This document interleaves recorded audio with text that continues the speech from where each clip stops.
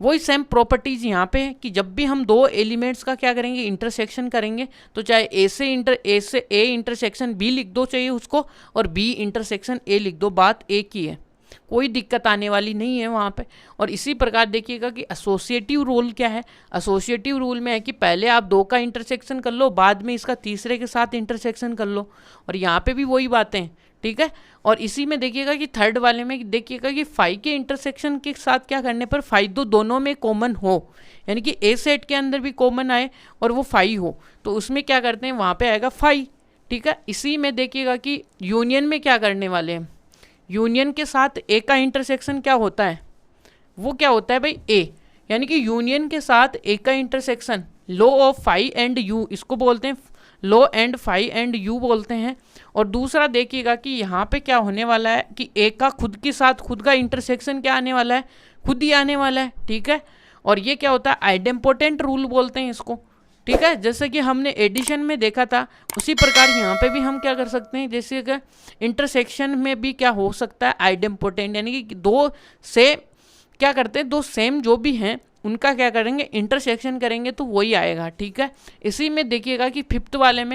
वाले में वो है कि दोनों अलग अलग डिस्ट्रीब्यूटिव लॉ आ गया है यहाँ पे, यानी कि अब इनको बांटने वाला रूल आ गया है कि क्या करते हैं यहाँ पे, पहले हमें क्या करना है कि पहले दो साइड के बीच में यूनियन निकालो, और फिर उसका तीसरे के साथ इंटरसेक्शन करने पर जो यहाँ इस साइड में आता है ना, वो ये आता है कि ए इंटरसेक्शन बी कर लो, फिर उसका यूनियन किसके साथ कर लो, ए इंटरसेक्शन सी के साथ। तो आप इस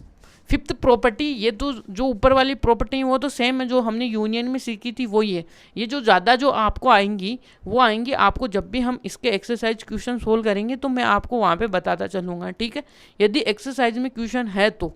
एग्जाम्पल्स तो है नहीं इस पे बेस, ठीक है।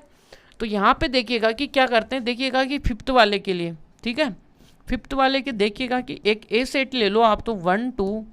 3 सेट ले लो, एक बी सेट ले लो जो कि क्या है 2 4 और 5 है, एक सी सेट ले लो यहाँ पे 7 8 और 9 है, यहाँ तक ठीक है सब कुछ आपका। तो यहाँ पे सब कुछ ठीक है, तो देखिएगा कि क्या करने वाले हम, तो पहले आप देखिएगा कि हम इसके अकॉर्डिंग चलेंगे भाई, एलएचएस को पकड़ेंगे। एलएचएस में क्या है, ए इंटरसेक्शन है, बी यूनियन सी है, यहाँ तक क्लियर है। तो आप क्या करने वाले हो, पहले हम बी यूनियन सी निकालेंगे यहाँ पे। तो यहाँ से देखिएगा कि क्या आने वाला है कि यहाँ से कि पहले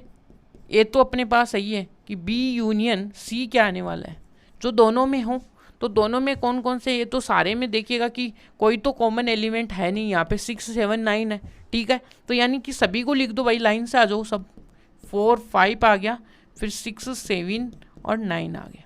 ये आ गया बी। अब इसका देखिएगा कि इंटरसेक्शन किसके साथ लिखना है, एक के साथ। तो ए अपने पास कौन सा एलिमेंट है भाई, 1 है 2 है और 3 है, जिसका इंटरसेक्शन हमें किसके साथ करना है,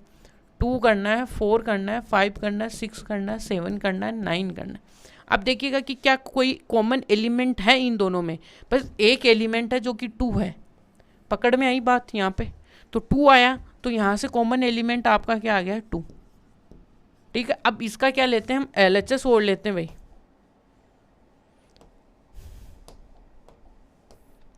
ठीक है। इसका क्या लेते हैं, एलएचएस लेते हैं। एलएचएस में देखिएगा कि क्या आने वाला है अपने पास, देखिएगा तो यहाँ पे है अपने पास ए इंटरसेक्शन बी और यूनियन करना है किसके साथ, ए इंटरसेक्शन सी के साथ। ये देखिएगा कि ये प्रॉपर्टीज आपको एग्जाम्पल के थ्रू ही समझने वाली है, इसको प्रूफ करने की कोई ज़रूरत नहीं है, प्रूफ यहाँ पे आपको पूछेगा भी कोई नहीं, ठीक है। तो यहाँ से देखिएगा कि ए इंटरसेक्शन बी, तो ए इंटरसेक्शन बी है, तो पहले हम क्या करेंगे, ए इंटरसेक्शन बी को फाइंड आउट करेंगे। तो आपको पता है भाई ए सेट तो ये लिखा हुआ है, इन दोनों में कॉमन एलिमेंट देखो आप, तो यहाँ से कॉमन एलिमेंट देखोगे तो आपका ओनली 2 ही है जो कि कॉमन है, तो यहाँ से डायरेक्ट आप लिखो कि 2, ठीक है। अब देखिएगा कि सेकंड में ए इंटरसेक्शन सी में देखोगे तो क्या कॉमन है, तो ए और सी के अंदर देखोगे तो आपके लिए क्या ही कॉमन है भाई,